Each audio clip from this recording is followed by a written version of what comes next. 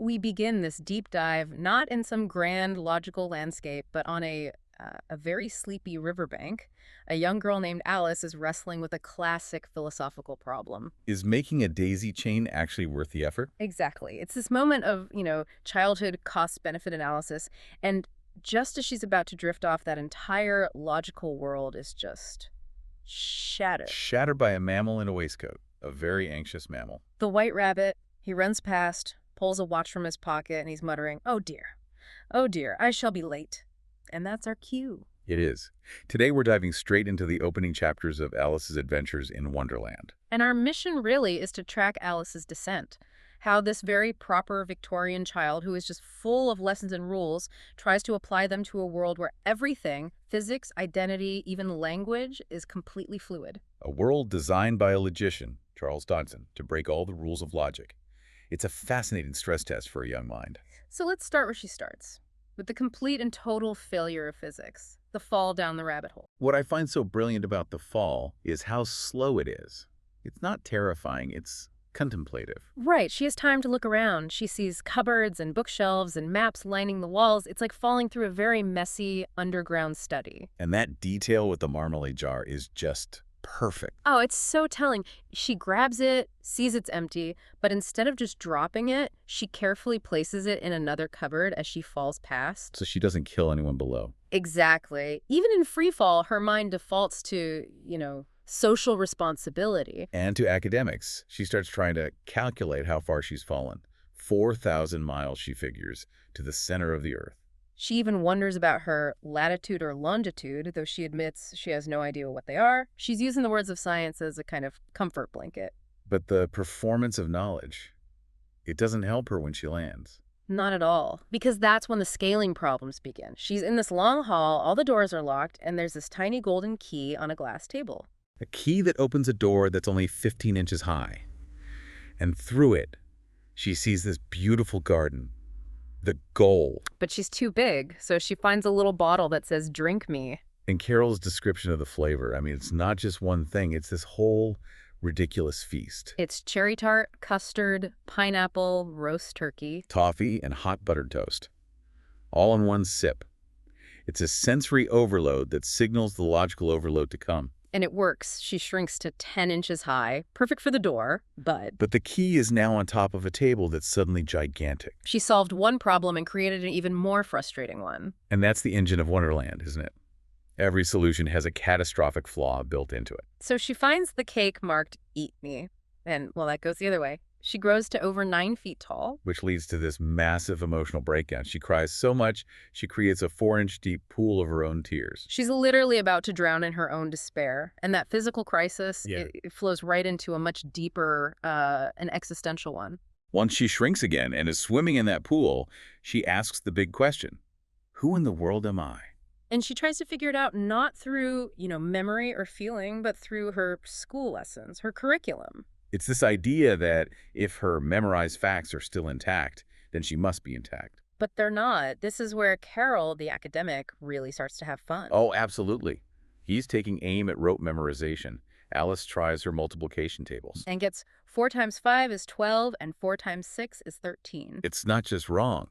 The pattern is broken. The internal logic of math itself has just fractured. Then she tries to recite a poem, that very moralizing verse, "How doth the little busy bee." A poem all about being industrious and orderly. But what comes out instead is this dark parody about a crocodile. How cheerfully he seems to grin. Yeah. Welcoming little fishes into his gently smiling jaws. So the moral is completely inverted. Hard work is replaced with cheerful predation. Her internal software for generating meaning is corrupted. And this just continues when she gets to shore with the other animals from the Pool of Tears. And they need to get dry. The dodo, of course, has the solution. The caucus race. Which is just the most perfect satire of, like, a committee meeting. It's total bureaucratic nonsense. There are no rules. You just run around however you want. You start when you want, you stop when you want. And after about half an hour, the dodo just declares, everybody has won and all must have prizes. So you get this process that rewards everyone equally regardless of effort, and Alice's prize is her own thimble, which the dodo gravely presents back to her. It's a system that produces nothing of value. It just congratulates itself. And after that failure of social logic, we get a failure of language with the mouse. The mouse offers to tell his long and a sad tale. And Alice, being a child, hears tale, the literal tale of a mouse. And she asks if he can untie the knot in it, which of course offends him deeply. That confusion between the word and the object, the metaphor and the literal, it just destroys communication. And that failure gets taken to its logical extreme with the caterpillar. The hookah-smoking caterpillar who just gets right to the point. He asks her, flat out, who are you? And Alice can't explain.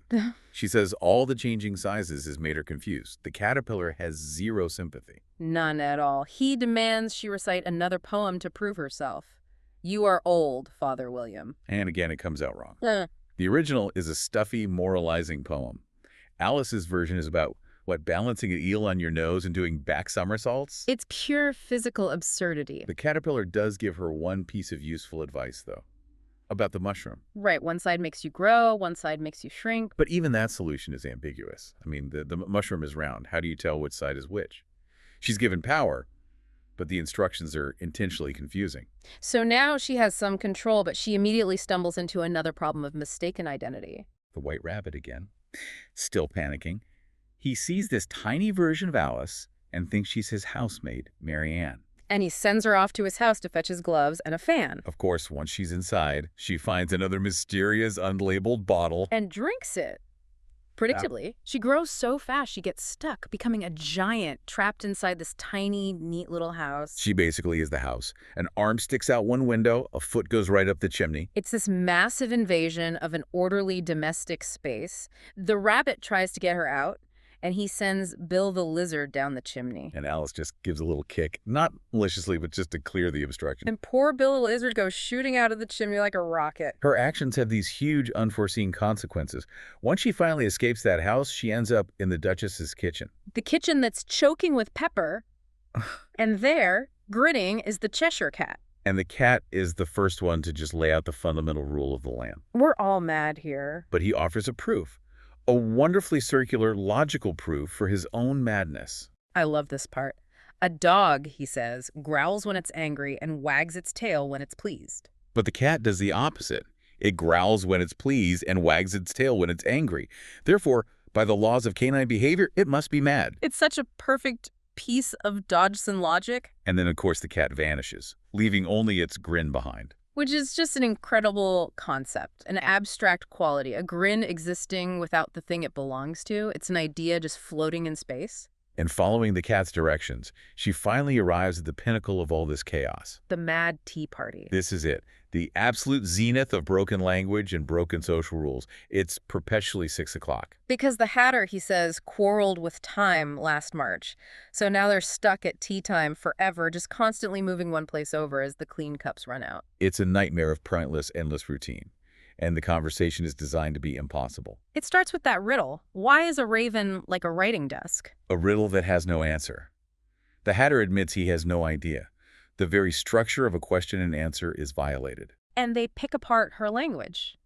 Alice insists that I say what I mean is the same as I mean what I say. The Hatter just dismantles that instantly. He says, well, by that logic, I breathe when I sleep. Must be the same as I sleep when I breathe. It just exposes how much we rely on unstated context in our language. And the whole thing is capped off by the dormouse's story about the sisters living at the bottom of a treacle well. Living on treacle and drawing pictures of everything that starts with an M. Like mouse traps, the moon, memory, and muchness. Muchness, right. At that point, knowledge and reality are just. They're completely interchangeable and meaningless. So after all that, Alice finally gets the mushroom to work properly. She gets to the right size, and she steps into that beautiful garden she saw through the tiny door. But the beauty is, well, it's a facade, maintained by pure terror. She immediately finds these playing card gardeners frantically painting white roses red. Because they planted the wrong color, and the Queen of Hearts will have their heads if she finds out. The Queen's one and only tool of governance. Off with his head. And then the croquet game starts, which is maybe the ultimate expression of this chaos. Oh, it's institutional collapse in the form of a garden party. The mallets are live flamingos who keep looking up at you.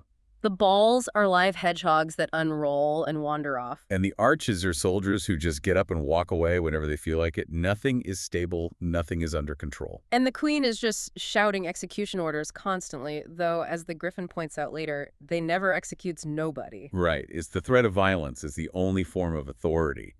It's performative tyranny. Then the Duchess comes back, and she is completely changed. She's suddenly affectionate and wants to find a moral in everything. Literally everything. She'll offer a moral, Alice will correct her on a fact, and the Duchess will just instantly invent a new moral to fit the new fact. Yeah. The moral comes before the reality. And that leads us to the Mock Turtle and the Griffin, who introduce Alice to the Wonderland University curriculum. This is just Carroll having a field day with academic life. The Mock Turtle lists his subjects. Not reading and writing, but reeling and rising. Not history, but mystery. And the 4 branches of arithmetic are ambition, distraction, uglification, and derision. I think my favorite part is the Griffin explaining why they're called lessons. It's because they lesson from one day to the next. It's such a cynical Yeah. and, frankly, funny take on education. And this all builds toward the final collapse of order, the last great institution to fall, the legal system. The trial of the Knave of Hearts, accused of stealing the Queen's tarts. The whole court is a joke. The king is the judge, and he's wearing his crown on top of his wig. The jury is just writing down their own names so they don't forget them before the trial is over. The witnesses are useless. The hatter's testimony is nonsense. The cook just says the tarts were made of pepper, mostly. The evidence is completely irrelevant. And then Alice, who has started growing again, is called to the stand. And this is the turning point. The king tries to control her by just inventing a rule on the spot. Rule 42, all persons more than a mile high to leave the court. But it's too late. Alice has finally figured it out. She sees that their power is completely arbitrary. Her size, which has been a source of fear this whole time, now becomes her strength. She looks at all of them. The king, the furious queen, the whole chaotic court, and she says it. The line that breaks the spell. Who cares for you? You're nothing but a pack of cards. And the metaphor becomes real. The cards all fly up into the air and down on top of her. And she wakes up, she's back on the riverbank, and her sister is just brushing some dead leaves from her face. The whole thing, all that madness was just a curious dream. But the story doesn't end there. It doesn't just dismiss it. No, and that's the crucial part. Alice's sister doesn't laugh it off. She sits there and imagines a future Alice, a grown woman, telling these same strange tales to her own children. She imagines Alice keeping that simple and loving heart of her childhood. So the dream, the chaos, it becomes a source of creativity and storytelling. It gets integrated, not forgotten. And if you look back, Alice's one consistent goal was her desire for things to make sense. Right. And every single character she met was offended by that. The mouse by her grammar, the caterpillar by her confusion, the hatter by her desire for a riddle to have an answer. Wonderland is a system that runs on non sequitur. That's its primary rule. So her biggest struggle wasn't against the queen or her change in size. It was her own stubborn, relentless need for things to mean something in a world that refused to. Which leaves you with a really interesting thought to mull over. If Wonderland shows us that logic and meaning are just conventions we all agree on, how much do you really depend on the simple, agreed-upon expectation that 4 times 5 will always be 20?